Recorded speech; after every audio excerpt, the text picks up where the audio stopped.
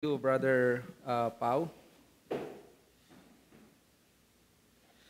Okay, welcome back sa Reformed Bible Study. We have rested for last week sa ating pag-aaral. Now we are going back sa ating exposition ng 1689, and I think this is the longest series na ginawa natin dito sa Reformed Bible Study, and I think it's worth it because if you are a reforming Baptist or reforming Baptistic Christian, the appropriate confession para sa iyo is of course the 1689, and I think makakatulong ito sa atin para maintindihan natin ang Reformed Baptist theology and practice. Yung side na pinag-aaralan natin ngayon, usually ay nasa theological sections pa tayo, but whenever we reach when we reach yung chapter 21 pataas, makikita natin doon yung mga very practical chapters din.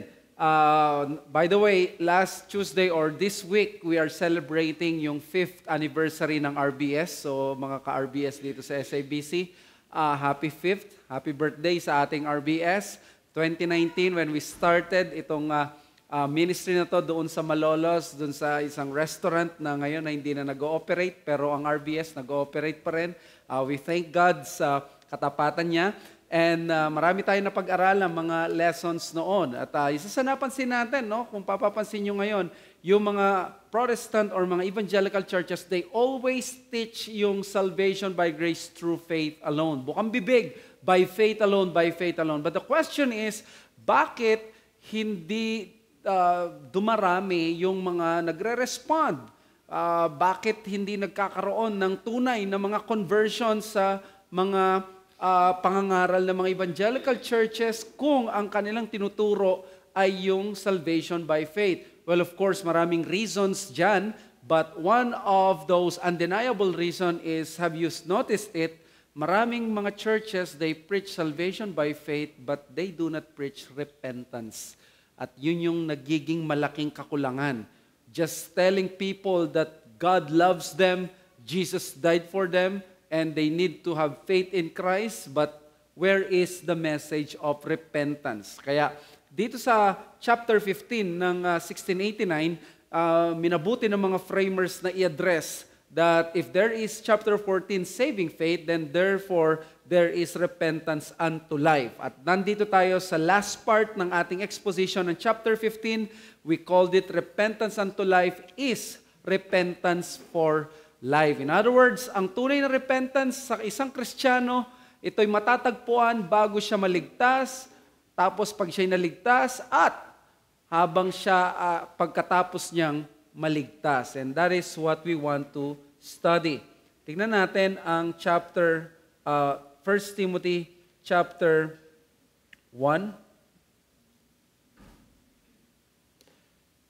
I'm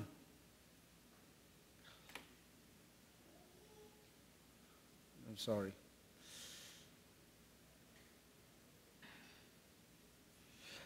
Ayan, verse 13 ng 1 Timothy 1. Though formerly I was a blasphemer, persecutor, and insolent opponent, but I received mercy because I had acted ignorantly in unbelief. And the grace of our Lord overflowed for me with the faith and love that are in Christ Jesus. The saying is trustworthy and deserving of full acceptance that Christ Jesus came into the world to save sinners, of whom I am the foremost. Makikita natin sa personal testimony ng conversion ni Apostle Paul at ng kanyang calling, nandoon malaking part ang pagbabanggit niya ng pagsisisi. Maraming mga testimony ng mga Kristiyano ngayon, lalo na ng mga sikat, ang kanilang testimony of the gospel ay nauuwi sa life testimony kung paano lang sila nagkaroon ng changes sa buhay nila, pero yung paanong i-address yung repentance ay nagkukulang tayo, no? Kaya ito yung magandang makita natin, how does the Bible teach about yung repentance? Well, as a sort of review, we said sa mga nakaraang mga linggo, repentance is the twin sister of faith. It cannot be separated from saving faith. In other words, yan ang mga magkakasama. If we have saving faith, then therefore there is the doctrine of repentance. And we said that not all repentance is evangelical dahil may fake repentance. There is repentance that does not lead to salvation at yan yung maraming mga example dyan sa scripture, sila Esau, sila Judas, they had that appearance of repentance yet they failed to have the fruits or the evidence of true repentance. But there is in the scripture genuine repentance at ang isang example natin dito is of course the prodigal son na nagkaroon siya ng sense of sin, nagkaroon siya ng remorse sa kanyang kasalanan, and this is what we call repentance that is evangelical. It grows from in gospel soil. Hindi ito parang pananakot lang. Katulad ng prodigal son, hindi lang siya yung natakot na ganito yung mangyayari sa akin kung hindi ako babalik sa ama ko. Nakita niya yung goodness ng kanyang father. Ang daming mga pinapakain doon. Daming mga minamahal niyang mga servants. Pero ako, hindi na ako karapat-dapat tawaging anak. Babalik ako doon, magiging servant ako. You see, ang genuine repentance ay nandun sa, makikita natin minsan sa language ng tao na nag-ooperate siya, hindi yung takot lamang siya na parang fire exit ang tingin niya sa repentance. It is indeed part of the message of the gospel that there is eternal punishment, damnation sa mga unrepentant, but then again, that is not the equivalent, total equivalent ng true repentance. So, we also said that repentance unto life is the product of the gospel work in the heart. Without true preaching of the gospel, ang repentance ng mga tao, they would just be earthbound lang, nandito lang sa lupa, very short-sighted, at usually, ang mangyayari lamang ay ayaw lang nilang maparusahan. Napapanood nyo yung maraming mga videos or sa social media, may mga films, short films na parang iwawarn ka na wag mong babastusin or wag mong i-disrespect ang taong hindi mo kilala tapos yung pala yung nagmamay-ari ng kumpanya mo. Alam mo yun, nag-ooperate sila na hindi ko dapat gawin na mag-abuse ng ibang tao o mag-disrespect ng ibang tao just because baka makarma ako. In other words, ang concept nila that I will do this is because I will do this good nang sa gayon ay gamitan ako ng goodness. Pero ang totoo niyan, sa circumstances ninyo, how many times na yung tao na akala mo na janitor siya, yung pala yung CEO, halos walang nangyayari ng ganyan sa katotohanan. That's why in the Christian faith, hindi tayo nakaasa na babalikan tayo ng tao na yon o hindi. Ang tunay na repentance or tunay na goodness is when we do these things for the glory of God, regardless kung may balik na punishment sa kasalanan or reward sa mabuti. Now, let us proceed dito sa paragraph 4 ng chapter 15, what we call continuing repentance. So, ang continuing repentance is this. The nature of repentance that is saving is ongoing as the believer lives. So, habang nabubuhay ang mananampalataya, kung tunay siyang repentant, may tunay siyang, may genuine or evangelical repentance siya, isa sa nature or characteristic ng repentance yan, nagpapatuloy. Yan ang paragraph 4. As repentance is to be continued through the whole course of our lives, upon the account of the body of death and the motions thereof, so it is every man's duty to repent of his particular known sins particularly. Yun ang muntik na naging title ng ating lesson, yung particular known sins particularly. In other words, ang pagre-repent, kung ongoing, we will not be content in repenting of our general sins, but specific, committed, actual, particular sins. Tingnan natin. The whole course of our lives, ang sabi ng 1689. In other words, ang ongoing repentance is hanggang buhay ka. That makes repentance not only a necessary ingredient in conversion, which is the twin sister of faith, but also of sanctification. So, ito yung issue, no? Bakit kailangan yung repentance? Sabi niya dito, ang repentance kailangan siya hindi lamang para ikaw ay maligtas, that is for the doctrine ng conversion, kundi para din sa sanctification. The necessity of continuous repentance is not to retain justification. Alam natin, ang justification ay naipagkakalob sa atin na di-declare once we embrace Christ by faith. So, faith ang requirement doon sa justification, but of course, alam natin in conversion, ang kabaligtaran ng faith or in the other opposite is repentance. Kala ng iba, hindi na kailangan mag-repent kasi nga ang justification ay hindi naman magagalaw. It is true. Hindi mo kailangan ng repentance para mapanatili ang justification because justification is already settled.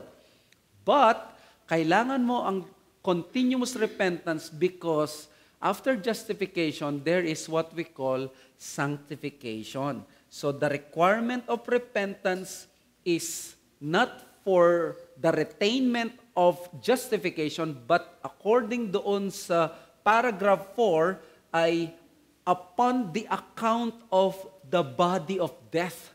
In other words, bakit kailangan mo yung continuous repentance? Pinaalala ng paragraph 4, yung katawan mo hindi pa siya perfect. Yung katawan mo may remaining sins. Nandyan pa ang body of death. So kailangan i-mortify ang kasalanan at part of mortification is repentance. So may dalawa akong titingnan natin dito, pero sabihin muna natin ito. Sabi ni Jeremy Walker sa kanyang paragraph or sa kanyang chapter dito sa New Exposition, the reason that the authors give for this ongoing repentance is the body of death and the motions thereof. In other words, although we have been redeemed from sin and death and hell, although the reign of or dominion of sin in the Christian has been ended, there is sin remaining in the Christian which needs to be mourned over and mortified. We still have inclinations towards sin and towards actions which are sinful. So kahit settled na pala yung justification, kailangan natin ng ongoing repentance because number one, according dito, is the prevalency of temptation. Sa paragraph 2 ng chapter 15, binanggit yung prevalency of temptation. There is that ever-present threat of sin that keeps believer away from this dangerous path of self-deception.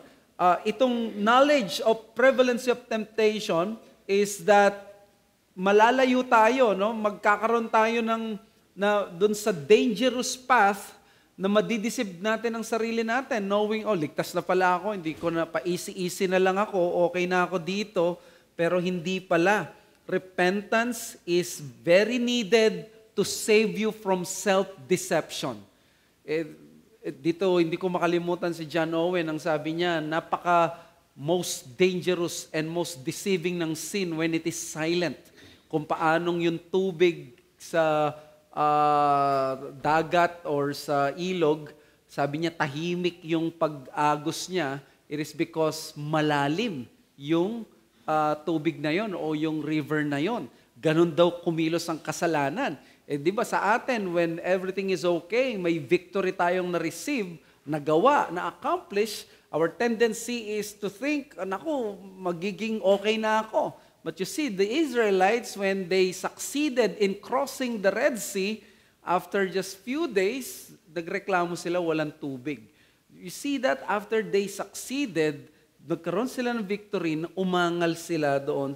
And that is the problem of temptation.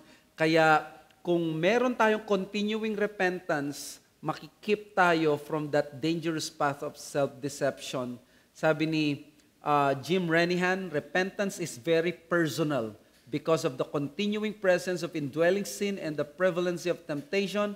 The Spirit works through the Word in each believer, continuing the process of repentance through the whole course of our lives. Something to celebrate because kung may ligtas na tao, let's say under ng discipline, makakaasa tayo. May continuous at ongoing repentance ang Spirit of God sa Kanya.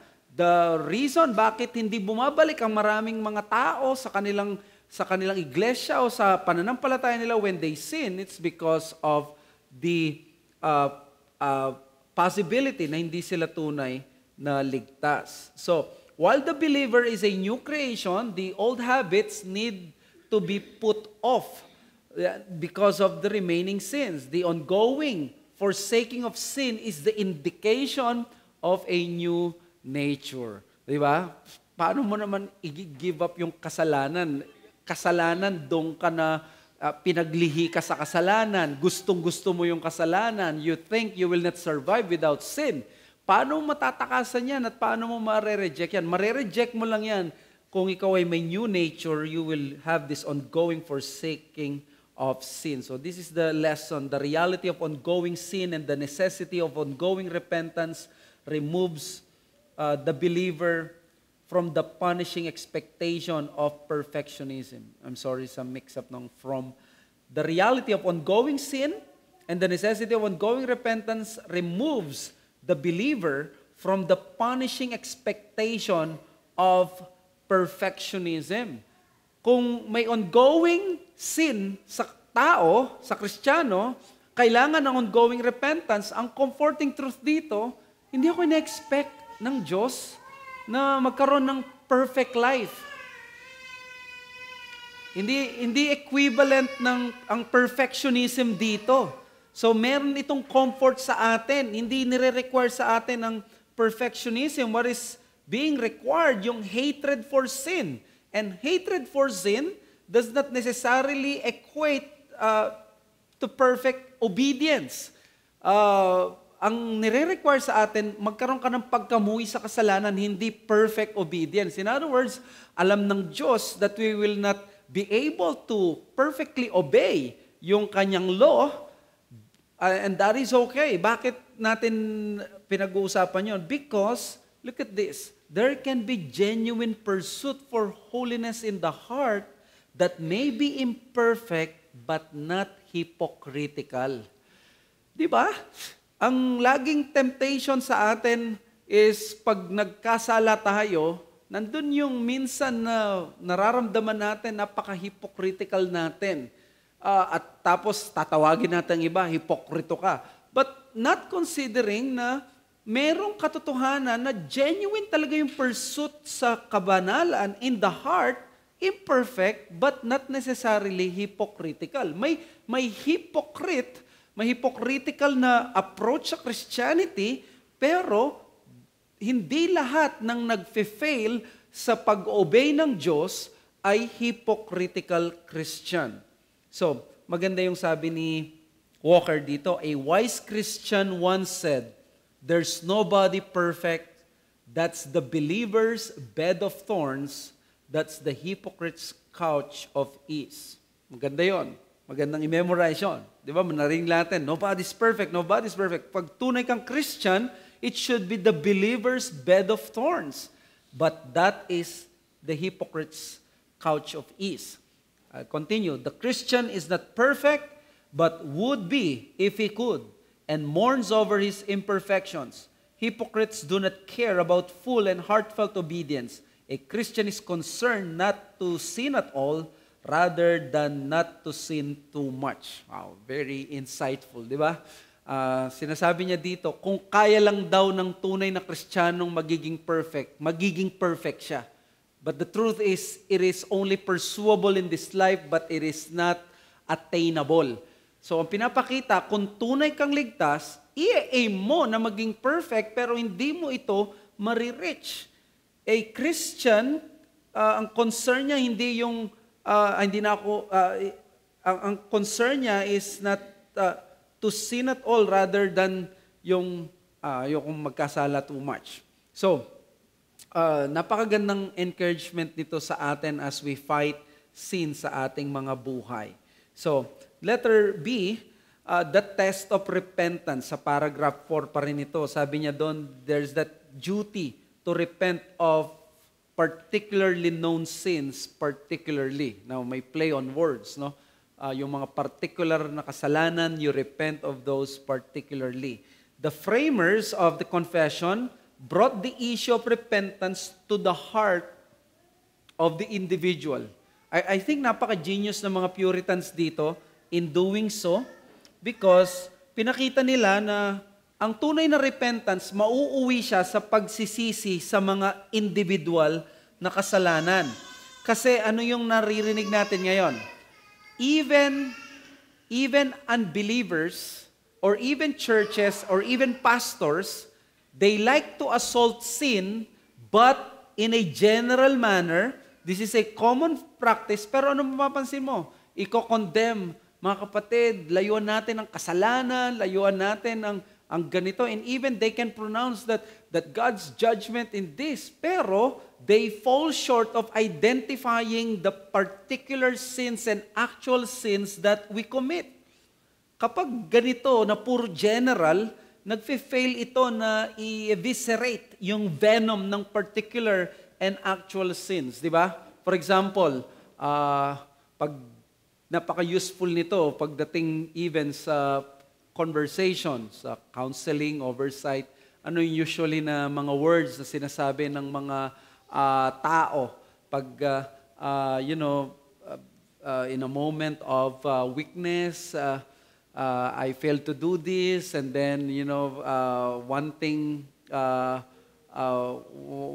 happened, and then, ano yung word na ginagamit or term? One thing led to another, and what they're saying is yung sexual indiscretions. But if you go to Romans 1, yung mga tinatawag na the catalog of sins, ina-identify ng Bible at ng Scripture mismo talaga ang mga sins. Sa Romans 1, binanggit may mga covenant breakers, may mga insolent, may mga proud, may mga idolaters. Ina-identify even sa Ephesians, sa Colossians, yung sin ng lasciviousness, yung sin ng fornication. Sa mga sexual sins, may fornication, may adultery, may lasciviousness, may lewdness, mayroong jesting, improper jokes at mga ganong bagay. So, ina-identify ng Scripture individually or particularly yung mga kasalanan. It is not enough na magiging general ka, na magiging ambiguous ka para mawala yung pangil ng kasalanan o yung conviction. So true repentance must deal with sin not in the plural but in specific terms. Sabi ni Charles Hodge, napakaganda, pakinggan ninyo mga kapatid.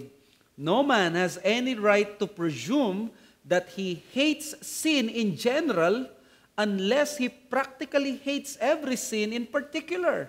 And no man has any right to presume that he is sorry for and ready to renounce his sins in general unless he is conscious of practically renouncing and grieving for each particular sin in which he falls. So kung hindi mo kayang i-identify ang kasalanan mo particularly, hindi mo pwedeng i-claim na nagsisisi ka. Di ba?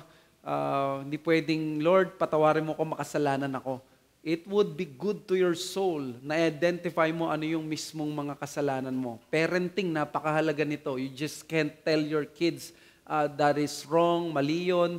You identify na ito, kasalanan nito, ano yung specific na ginawa mo. Hindi dahil makwenta tayo, but that is because we want our children na magkaroon ng consciousness of the holiness of God.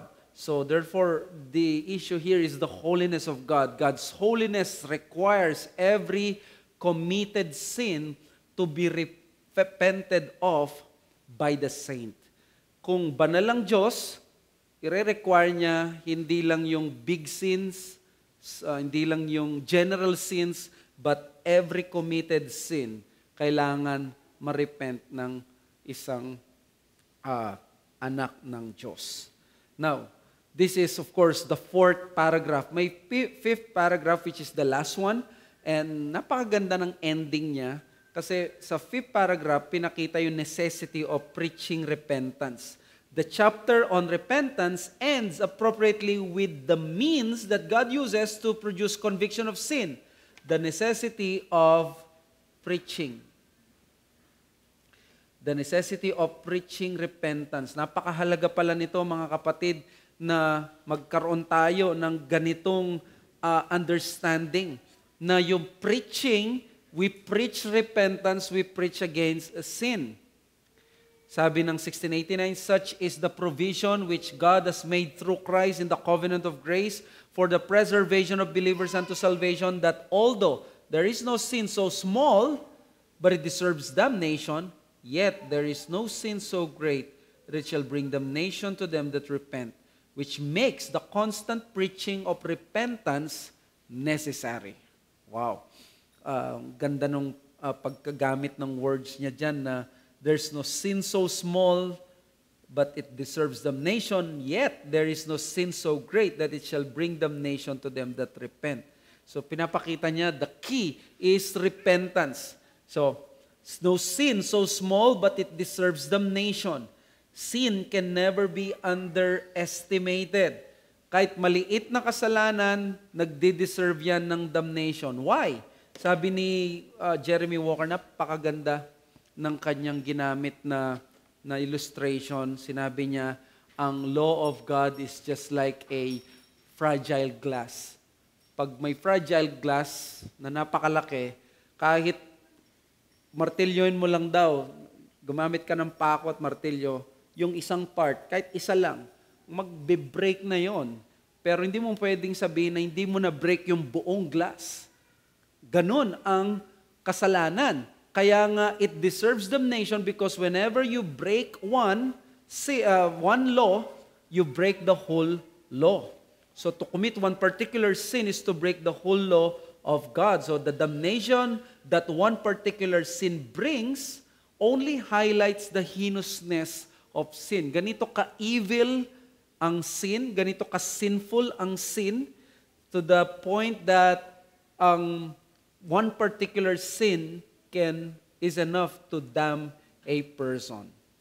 Now, this is, sabi naman niya, but no sin so great that it shall bring damnation to them that repent.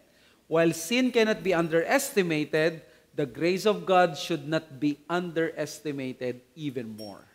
Yun yung gospel dito. Dahil ang sin, this is not the greatest force in the economy of God, but Him and His grace. Ano most powerful force?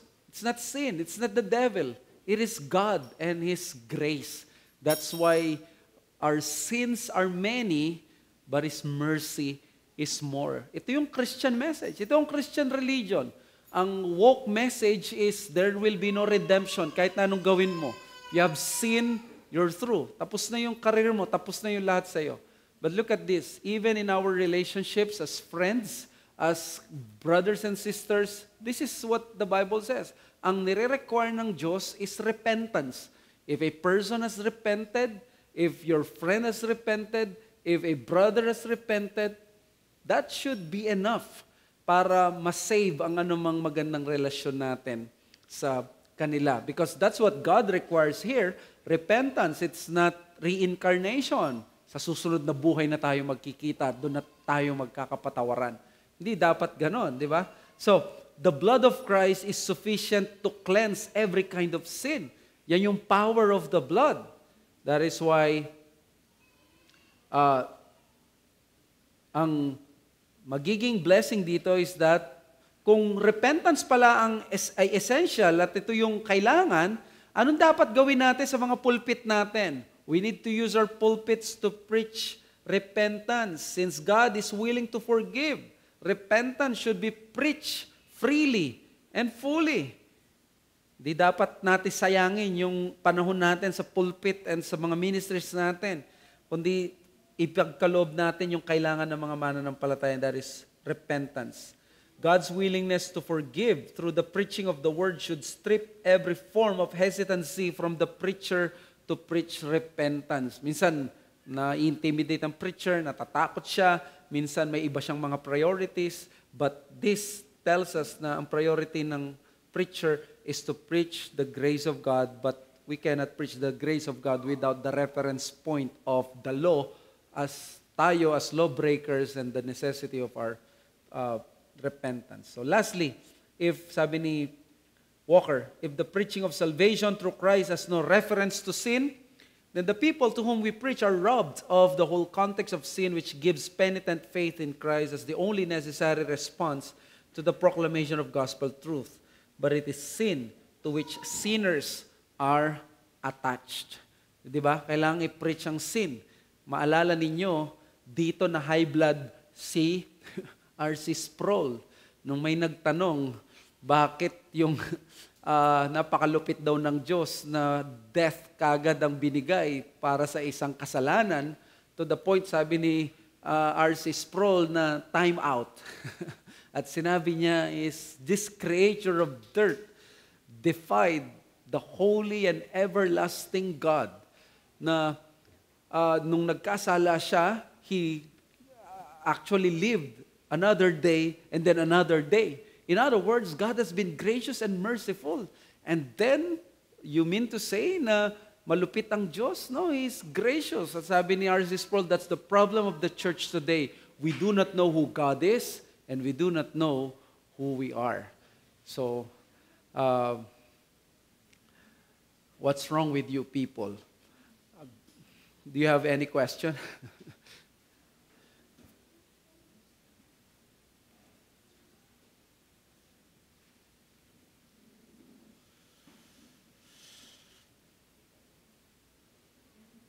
Ay, si Brother Alvin, pakibasa bro.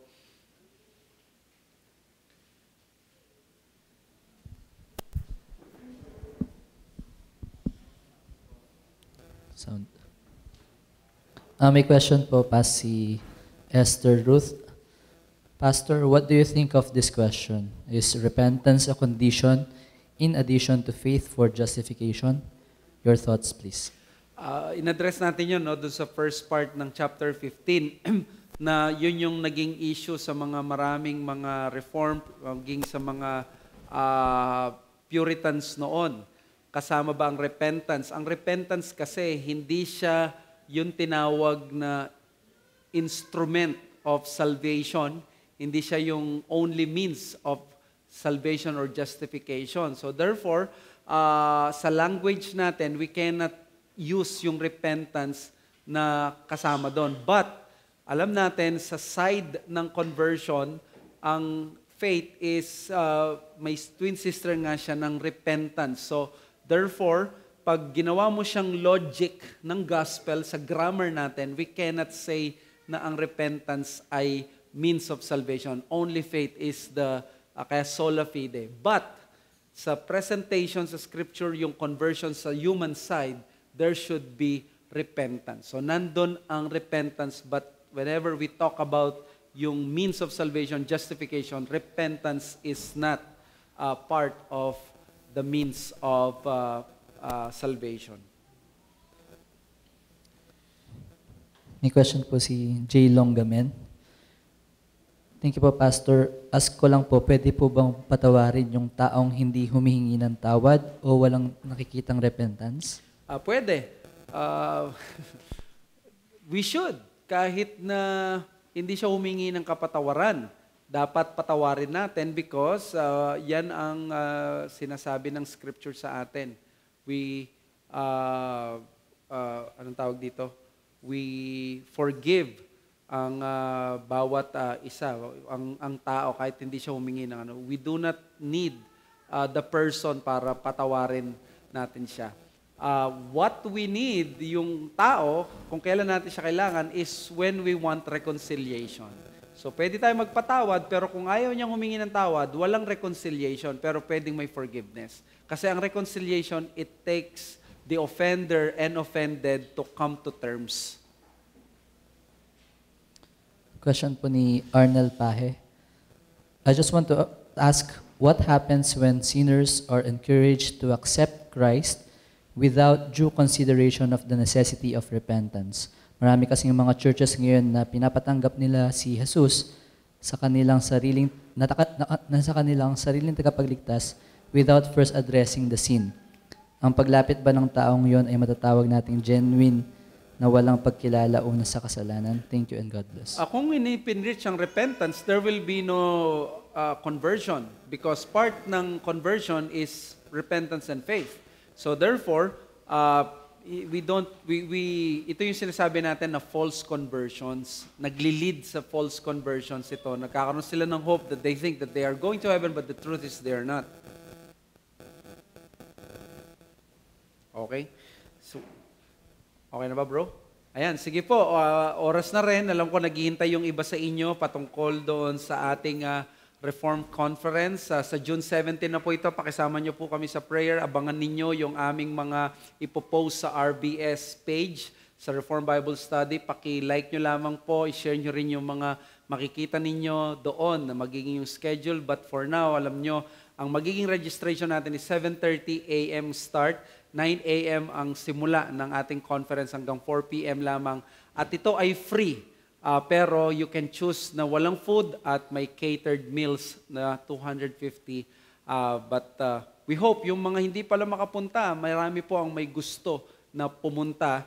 Sana contact nyo kami para sa desire or sa mga eventuality na hindi kayo makapunta. Okay? But many want to come. So let us pray. Father, we thank you sa aming natutunan at nawa nga ay maging sariwa sa amin muli ang necessity ng repentance. We pray na maging maganda rin ang kalalabasan ng aming registration tonight. In Jesus' name we pray. Amen.